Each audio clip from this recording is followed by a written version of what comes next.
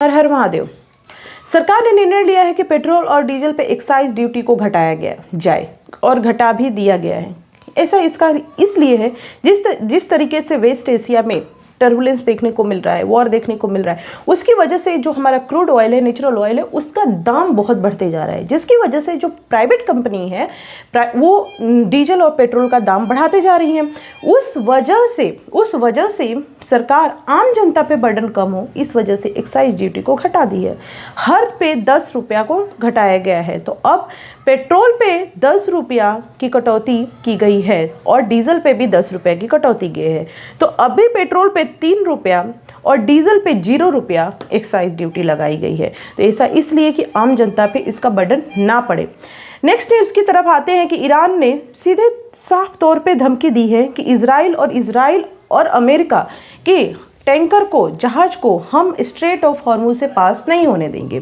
यही नहीं, सिर्फ इजराइल और अमेरिका को सपोर्ट करने वाले देश को भी हम उतना ही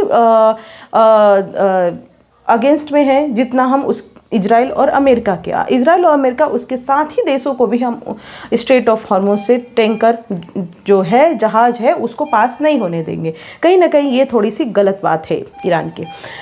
दूसरी बात आते हैं, मोदी जी युद्ध रुकवा दीजिए, ऐसा कौन कह रहा है? उमर अब्दुल्ला विधानसभा में बोले कि जो ईरान पे वॉर हो रहा है वो पूरी तरीके से अन्यायपूर्ण है। तो मोदी जी, अगर कूटनीति बहुत स्ट्रांग है, विदेश नीति बहुत स्ट्रांग है, तो युद्ध रुकवा दीजिए।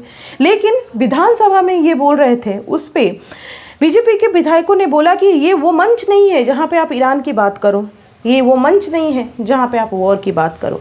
तो इसीलिए यहाँ पे ये बात करना सही नहीं है। दूसरे और आते हैं, भारत में लग रहा है लॉकडाउन, ऐसा अफवाह है। इस अफवाह को दूर करने के लिए cabinet minister and petroleum minister Hardeep Puri ने पूरी तरीके से इस चीज़ को खंडन किया है। बोला है कि जो भी अफवाह ये फैला रहे हैं पूरी तरीके से निराधार है।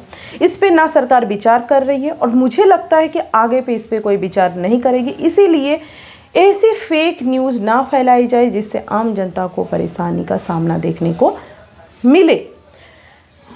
उसके अलावा ईरान पूरी तरीके से अपनी जिस तरीके से वॉर को ख़त्म करने के लिए शर्त रख रहा है, उससे अमेरिका बिल्कुल भी तैयार नहीं है। अमेरिका का कहना है कि हम कोई शर्त नहीं मानेंगे, इस वॉर को रोकना होगा। वहीं पे डोनाल्ड ट्रंप का कहना है कि ईरान मुझसे भीख मांग रहा है कि अब ये वॉर रुक जाए। तो ये सब चीज़ें तनातनी देखने को मिल रही है। जिस तरीके से वेस्ट एशिया में दिक्कत देखने को मिल रही है, अगर यही चीज़ रहा तो लड़ाई बहुत आगे चल सकती है और ये प्रॉब्लम सबको फेस करना पड़ सकता है। तो उम्मीद यही है कि ये लड़ाई जल्द से जल्द सुलझे, ये लड़ाई जल्द से जल्द ख़त्म हो। तो थैंक यू सो मच। ताज़ा तरीन खबरों को देखने के लिए मेरे चैनल को ज़रूर से ज़रूर सब्सक्राइब करें। Thank you so much.